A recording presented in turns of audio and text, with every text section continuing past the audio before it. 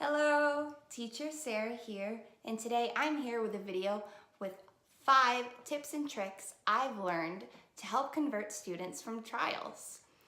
Over the course of the past 6 months, I've really refined certain aspects of my teaching to help me convert students from trials into core classes.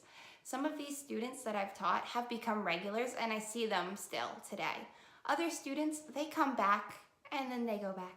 And I see them for assessments quite often. So it's great that I'm able to see their progress now throughout the past couple months since I've seen them.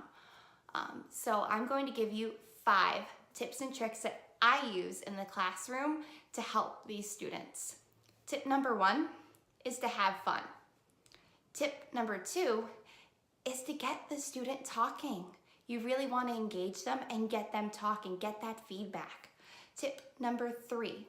You want to cater and adapt the lesson to the student. Focus on their strengths and not their weaknesses. Tip number 4, smiling and encouragement. This goes along with rewards. I'll go into this more later in the video. And tip number 5, feedback. Feedback is so important. Comes at the end of the lesson and after you're finished, but is still so valuable to the student and the parent. Stick around because I'm going to delve into these 5 tips a little bit more. Here we go. Tip number 1, have fun. This one is pretty self-explanatory, but when you have a trial student coming in, chances are they haven't seen the Gogokid platform before. So your job is to really show them all that it has to offer.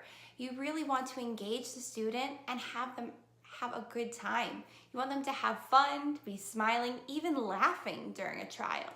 You want to show them how much fun learning English with Gogokid can be. I try and use some of the interactive features so that the student and the parent can see what the platform is like. One of my personal favorites that I use quite often with the K1 and K2 trials is the spinner. I put the spinner on, I click the start button, and when it spins, I go when it lands on a number. I then show the number that it lands on and say with my fingers. And then I count out. So if we're doing red, I go 4, red, red, red, red. Very good. This really helps the students start to make that connection even early on with numbers. And it also helps showcase one of my favorite tools that we have.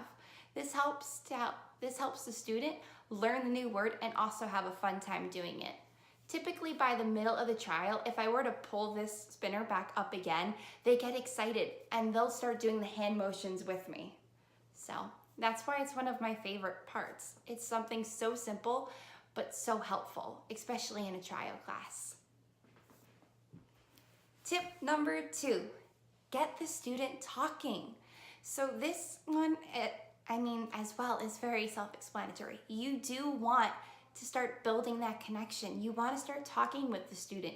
Try and find little questions, even with the younger students. Oh, what color is it? And then you can pick up something else and say, what color is it? Just those simple extension questions and using the new vocabulary can really help to build a student's confidence early on and really help them start to build that good rapport with you.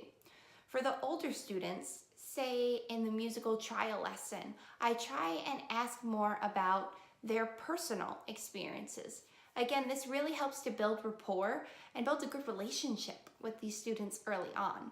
I'll ask them, what instrument do you play? And then from there, I say, oh, what do you do after school? Do you play an instrument or do you play a sport? And then from there, we can kind of build off of that and have a more in-depth conversation and really start building those bonds early on. Tip number 3, cater and adapt. So when a student comes into a trial lesson, you may see early on what their strengths and their weaknesses are. Throughout the lesson, I try and focus only on the strengths, really build up that confidence. You want them to be excited that they're doing well and that they're learning. So by focusing on their strengths, you're putting more emphasis on what they can do. And over time, in later lessons, you will have the time to address any weaknesses, but you really want them to enjoy that initial learning experience. You want to show them how much fun it can be. As the other tips that I've mentioned, the goal is to just have a good time. You want to show them how much fun learning English can be. And by focusing on their strengths and building off of that, you can really build that relationship that I've also mentioned in the previous tips. Tip number 4, smile and encouragement. So with smile and encouragement, a lot of things that people think of are secondary reward systems. So when you're in a trial, I find one of the biggest ways to encourage a student is to stay smiling. If you're smiling the whole time and you're staying positive, it's gonna help the student stay positive and it's gonna help them have a great time. Another thing, when you're doing encouragement, I try and find a reward system that I know is going to help me interact more with the student. So one of my favorites that I use is actually this. It's my ice cream cone. So this is one of my favorites for many reasons. I use it because I can, one, use the colors, really great in the K1 and 2 trials to do extensions, counting, so again, very helpful, and I can really interact with the student. So what I'll do is say, great job, you get ice cream. Then I let them.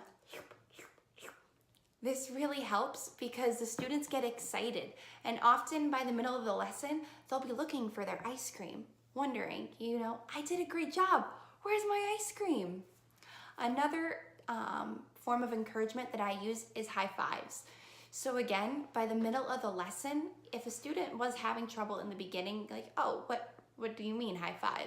By the middle of the lesson, if I say great job, if they're not looking for ice cream, chances are they're putting their hand up and getting ready for a high five. So encouragement, again, very important. Tip number 5, feedback. So feedback happens after the lesson, but it is still very important. Parents often look at feedback to see how their student did, what their student learned, and to get a better feel for how the teacher can help their student. So in my feedback, I try and include that I'm grateful that the parent chose me to teach their student today and thank them for choosing me to be their student's teacher. I then like to go over that they did a great job in the lesson and that Gogokid is a great platform for their student. I go over what was learned and what they did well. I try not to focus on weakness too early on because I really want them to see what their child did well in and how far and how much more they can improve in future lessons. I try and tell them and state why Gogokid could be a great option for their student. So feedback really is a helpful tool that you can kind of put just a little bit more emphasis on after your lesson is over.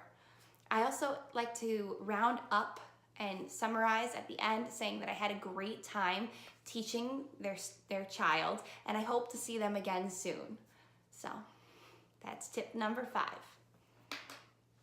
Well, there you have it, my top 5 tips and tricks for converting trial students. If you have any more questions or want to learn more, please feel free to reach out to me. I'd love to help. I hope you guys all have a great day and have a great time teaching. Bye!